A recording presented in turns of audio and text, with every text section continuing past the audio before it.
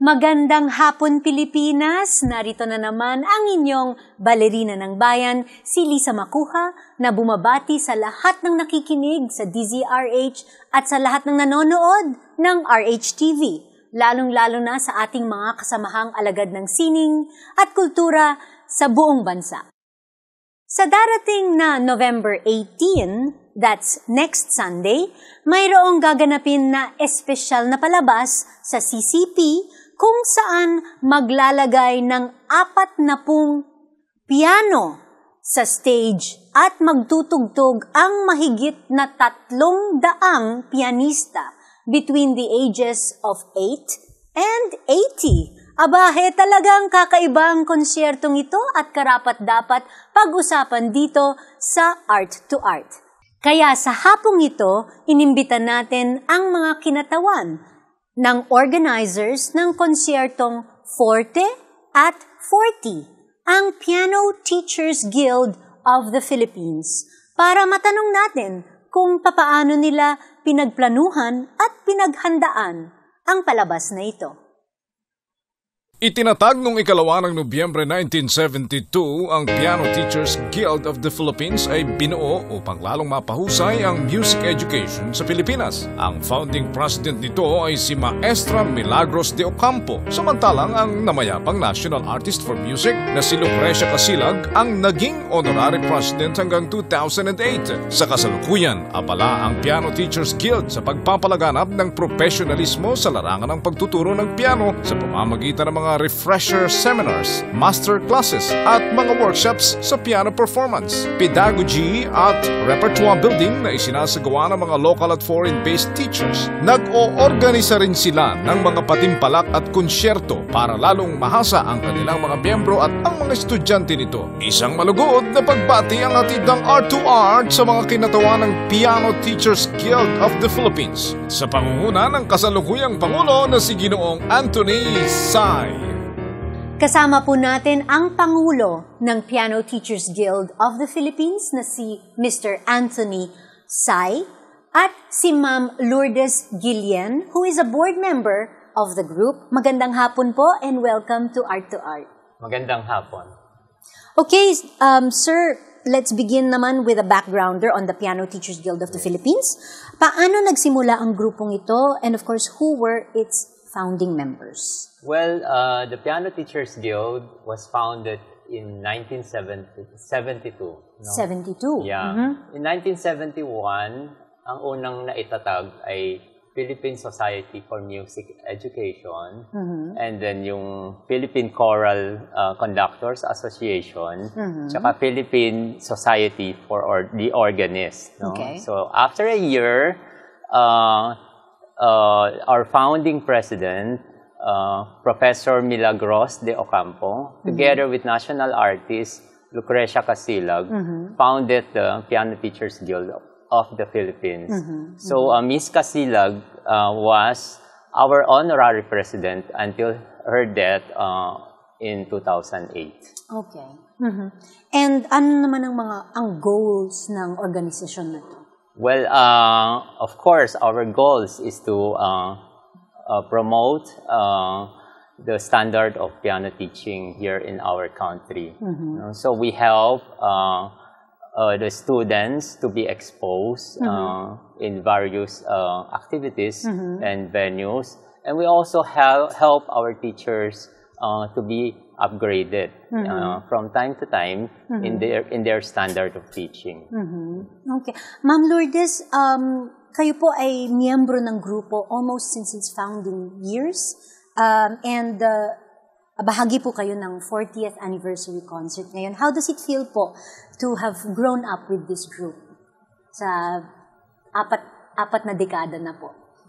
It's very fulfilling. Very fulfilling. So, sa kasalukuyan po, ano po ang mga activities ng grupo ninyo?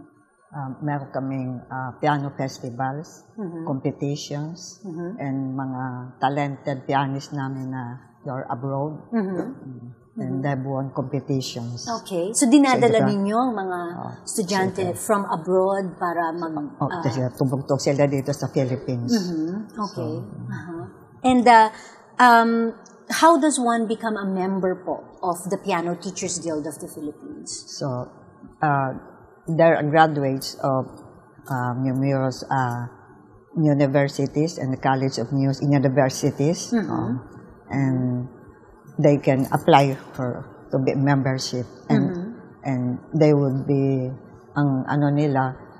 they would become more efficient sa kanilang upgrade their teaching kasi we have may seminars, workshops, and master classes. So, kapag miyembro na po kayo ng Piano Teachers Guild of the Philippines, libre na po ba lahat ng mga seminars, master classes, mga activities ninyo, participations in your activities?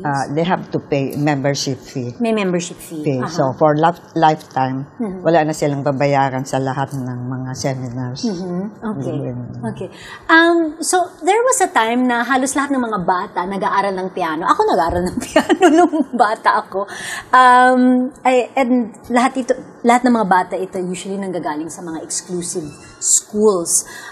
Tila bahagi na siya ng extracurricular activities ng mga schools. O di kaya pupunta yung piano teacher sa bahay. Yun yung nangyari sa amin. Pupunta yung piano teacher sa bahay namin during weekends para sa lessons namin. Sa ngayon, is studying piano still as popular as it was before? Yes, it is actually very popular today. Not only here in the Philippines, but internationally. It has already become a trend for parents to let their kids study music because there are studies showing that music can help develop their personality and also help improve their brains. Here in the Philippines, we start to see a boom in piano learning around 10 years ago. So until now, it's continuously going on. More and more kids are learning piano. So even our piano festivals, we have this piano festival done annually. The numbers keeps on increasing.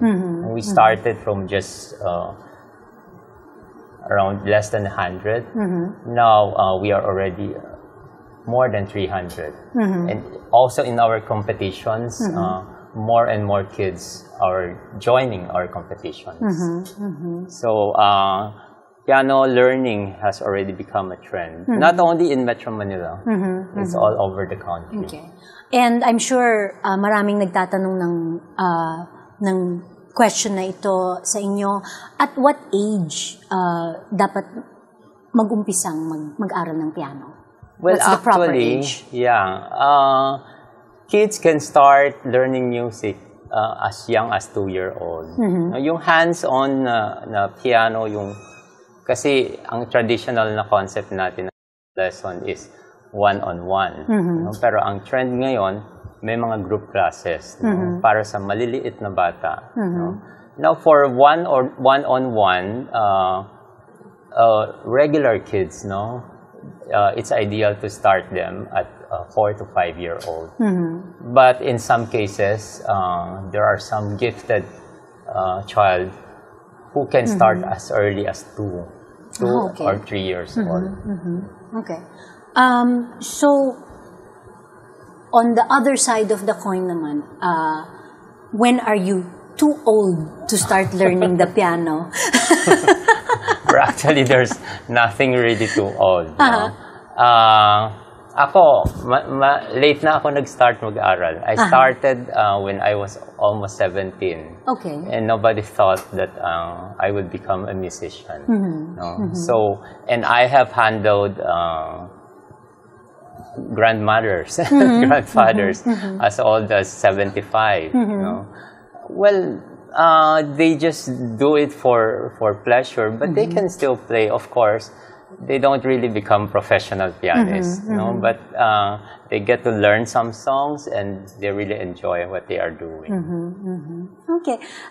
Do you need to own a piano at home in order to become a good pianist? Of course. Of course. Ma'am Lourdes. There should be piano because they need to practice. Yes, kailangan nandun yung instrumento. Kailangan. Okay.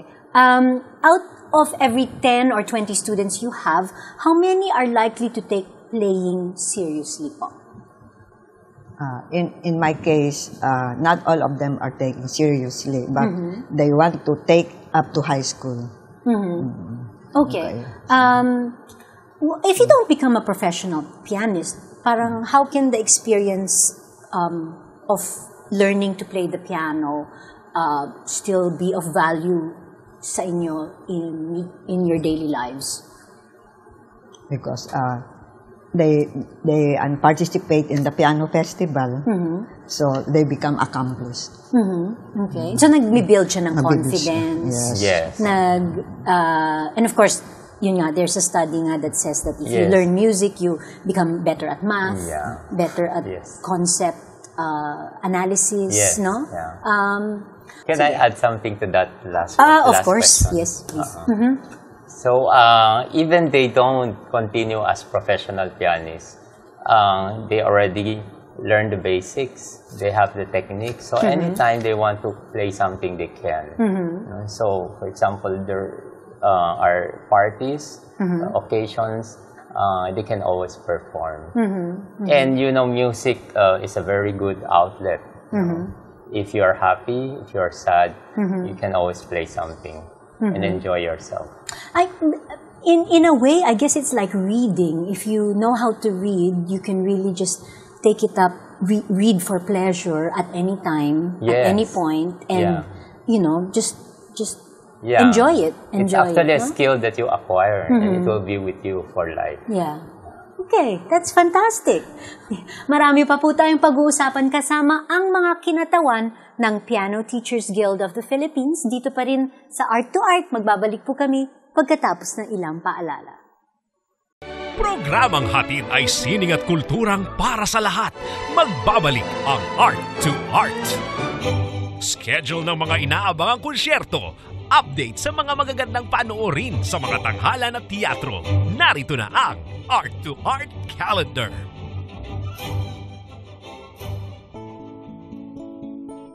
Narito ang ating Arts Calendar. Sa teatro, inihahandog ng Cultural Center of the Philippines ang 4th National Theater Festival mula November 8 hanggang November 18. Binansagang ika-4 na tagpo, ang bagong yugto, The New Act. Ang festival ay nagtatampok ng mga palabas, isang conference, mga exhibit at film screenings. Ilan lamang sa mga magtatanghal ang Baraswine Kalingan Foundation Incorporated ng Bulacan, ang Bohol Antiquera at Maribohok Cultural Collectives at Teatro Bol-Anon ng Bohol, Integrated Performing Arts Guild ng Mindanao State University, Tanghalang Pilipino at Trumpets Incorporated. Para sa karagdagang impormasyon, tumawag sa NTF Secretariat at 832-2314 o bumisita sa website na culturalcenter.gov.ph.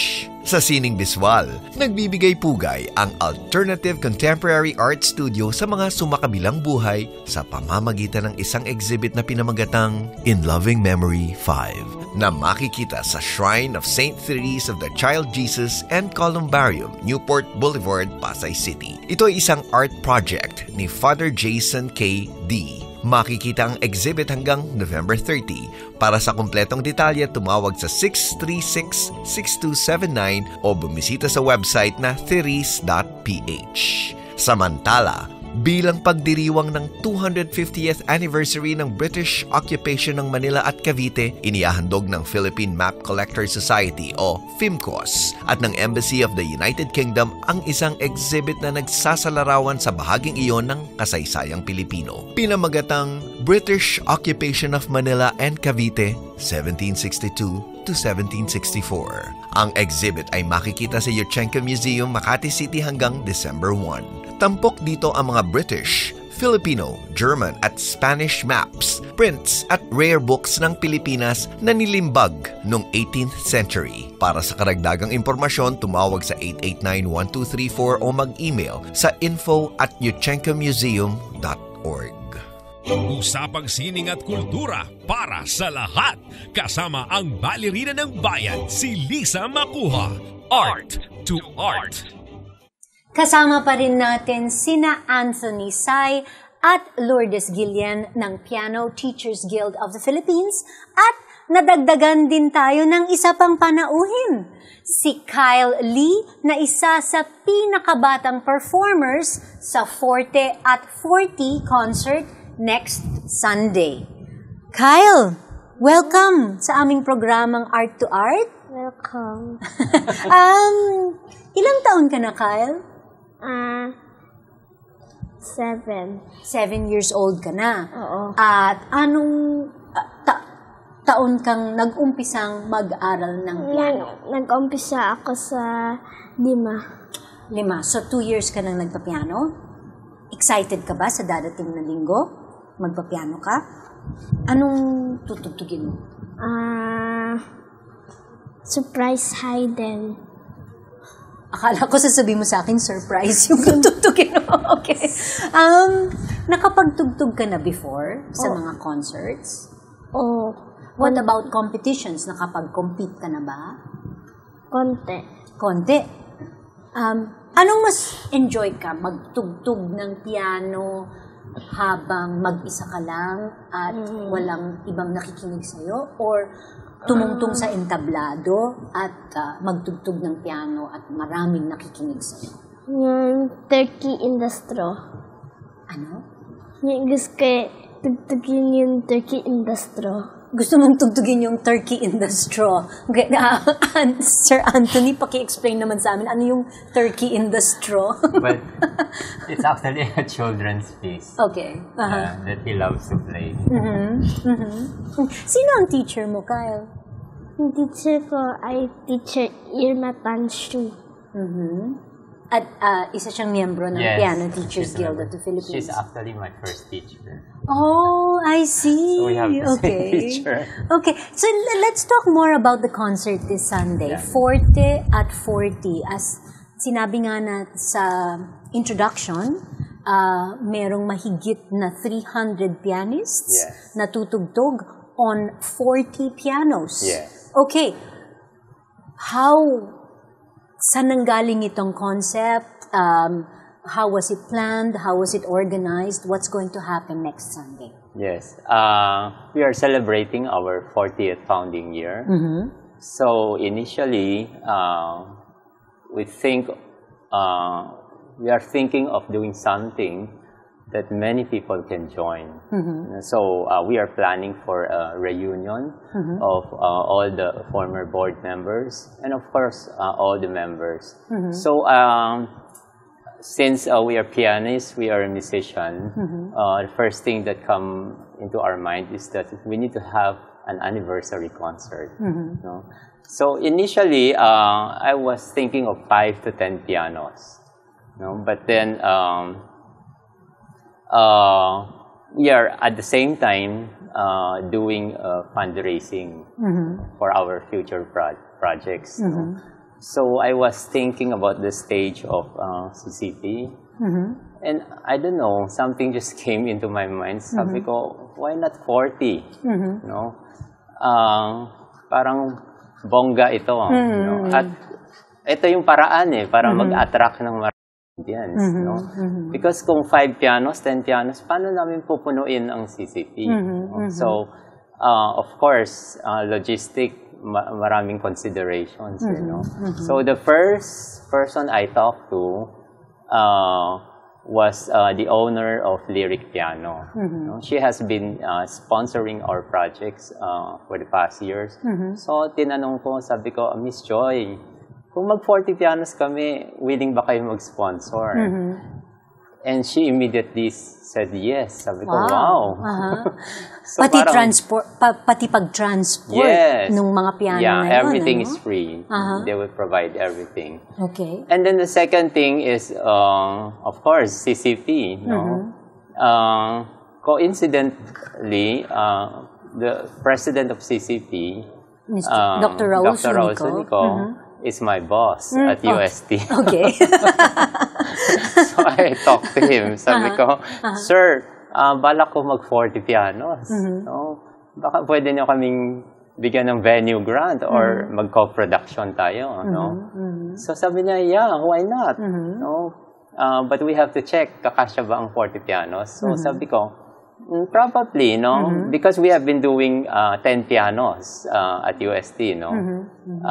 Yearly. Ang aming 10 pianos ay may kasamang orchestra at may kasamang chorus, no? So sabi ko, tanggalin ang orchestra at chorus, I'm sure kakasya yung 40 pianos. No? So, ang next step is to check with CCT. No? Ask somebody to make the plan and do the measurements. And it came out just perfect. Kasyang-kasya at eksakto lang yung 40 pianos. So magkakaroon kami ng 10 grand pianos and 30 upright pianos. And iba-ibang performers, ang iba-ibang numbers. So naging 300 plus ang performers namin. So i-feature namin yung mga maliit na bata. Mga bata, katulad ni Kyle. Yes. Yung mga competition winners namin through the years. And yearly, may mga festivals kami, no? Every year, pumipili kami ng mga magagaling. Pinifeature namin sa Concert at the Park, tsaka sa Paco Park Presents. So, sinama din namin sila. And then, the board members, former board members, and of course, all the members. And then, we also try to invite yung mga long time, no? Piano Festival participants. Some of them are already big names today, no? Just to name a few. Mark Anthony Carpio of the Philippine Madrigal Singers and Fidel Calalang of UST Singers. They were all participants of the Piano Teachers Guild when they were young. So when we asked them, they are all very willing to be part of it. So this is going to be a celebration. A get-together of all the pianists. Okay. So, yung mga nakikinig na interesadong bumili ng ticket at manood at makinig sa 40 at 40, tickets are available through... Yeah, it will be available, of course, at the CCT box office, and then Ticket World, and pwede rin kayong tumawag sa number ng PTGP, 0915-181-3051. Or you can also email us at askptgp, askptgp @yahoo.com for tickets. Okay. Anong oras ang 40 at 40 sa Sunday? Meron kaming dalawang palabas. Isa sa alas 3 ng hapon at isa sa alas 7 ng gabi. Alas 7 ng gabi. Okay, walk us through po the repertoire of 40 at 40. Aside from, I'm sure, merong mga usual classics and may turkey in the straw ba? Sa 40 at 40 sa Sunday? Wala. Okay. Meron din daw kayong mga piyesa na hango sa mga tema na Harry Potter, Super Mario Brothers. Yes. So, makaka-relate Yes. ang audience sa repertoire na pinaplano ninyo for 40 at 40. Yeah. Meron kaming medley ng nursery rhymes. No? Yung mga Three Blind Mice, Twinkle Twinkle Little Star. No? It's medley. Then, meron kaming music for children, theme from Harry Potter, from Super Mario Brothers. And we have classics, no? Because we are celebrating our 40th year, so we are going to play Mozart's Symphony No. 40 and Chopin's Opus 40, which happens to be a piano piece, the Military Polonaise. And then we will also be doing modern music, no? Na maintindihan ng mga kabataan ngayon. No? We have a piece named Contagion, based on a theme by Nirvana. Nirvana is a band na alam ng mga kabataan.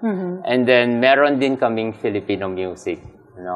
Meron kaming pop medley na inarrange ni Mr. C, Ryan Cayabyab. And for our finale number, we have commissioned a work, which is entitled Mga Gintong Pamana. These are piano pieces composed by Filipino masters, no? Sila Antonio Molina, Francisco Buencamino, Ramon Tapales, and marami pa, no? It's gonna be a medley of their compositions. And we have commissioned UP professor Augusto Espino to do the work, no? It's arranged for 5 pianos, 10 hands, and it will be multiplied. So, ang finale number namin ay 80 ang tutugtog. 2 tao sa isang piano. Tika, curious ako, paano kayo nagre-rehearse? para mapagsabay-sabay ang 40 pianos. Yeah. You know, Miss Joy of Lyric Piano is very, very generous, no? So, doon kami nagre-rehearse sa kanyang showroom. Ang daming piano doon. Okay. So, nandun na lahat ng piano. Yeah, hindi kasya ang see. 40, so we do it 20 at a time. I see. Yeah, so magkikita kita yung 40 sa CCP na. Sa CCP na. Okay. Okay, trivia question. Bakit pink ang academic color ng musika? Ang daming nagtatanong niyan, no? Kaya gumawa kami ng research. It actually, ang music ay unang na-offer sa Cambridge noong 13th century. No? Later on, sumunod ang Oxford, nag-offer din sila ng music, no? Now, ang academic color during that time ng theology tsaka canon law ay scarlet, no? So later on, alam natin later on sa 16th century, there were more secular courses, no, being offered. Nag-umpisa ang civil law, tapos medicine, and music was the third one to be offered, no? So, ginaya nila ang color ng scarlet, no? But, ang gusto ng simbahan ay hindi eksaktong pareho, no? So, ang ginamit nila ay intermediate color ng red, no? At pinili nila ang salmon pink. So, yun ang ginagamit ng medicine, ng civil law, tsaka music. Of course, later on, they don't really follow that na, no? Pero sa Cambridge daw, hanggang ngayon, pink pa rin ang color ng medicine nila. Okay. Now, ang US, in-adapt nila yon hanggang napunta sa atin.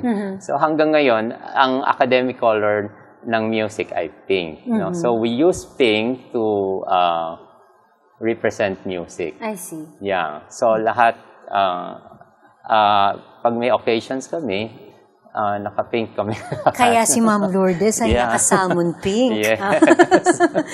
Ma'am Lourdes, kayo po, ano pong tutugtugin ninyo sa 40 at 40? Polonaise in A major, Chopin. Military, that's a military Polonaise. Kyle, ikaw naman, anong tutugtugin mo sa 40 at 40? Yun, Surprise Symphony. Surprise Symphony. And of course, Anthony, I'm sure you're going to be playing also sa 40 at 40. Yes. Yes? Ano yung tutugtugin niyo? I'll be playing the same piece with Mom. That piece will feature the former and present board members. Wow. Okay. So it's really a reunion. Really exciting po. Let's invite our listeners and viewers again to 40 at 40. Yes. Malapit na. Next week na ang aming concert. Sana makanood kayo. This is the first time in the Philippines na magkakaroon ng 40 piano sa entablado. No? I'm inviting all of you to come join our celebration. I'm sure mag-enjoy kayo, magugustuhan nyo. Napakadaming talented na pianista ang mapapanood nyo. Imagine lahat sila ay nagsama-sama na. And our music, I'm sure, magugustuhan nyo. No? Meron kami 2 shows, 3 in the afternoon and 7 in the evening. And that's next Sunday. Next Sunday, November 18. Okay. Napakabilis na naman natapos ang kalahating oras ng ating programa. Maraming salamat sa pagbisita ninyo dito sa amin. Of course, best of luck sa inyong 40 at 40 concert next Sunday sa CCP. Maraming salamat. Thank you very much. Bigan, samahan ninyo ulit kami dito sa Art to Art tuwing linggo, alas 3:30 ng hapon, dito lamang sa DZRH. Ito po ang inyong balerina ng bayan, Lisa Macuja, nagpupugay sa artistang Pilipino.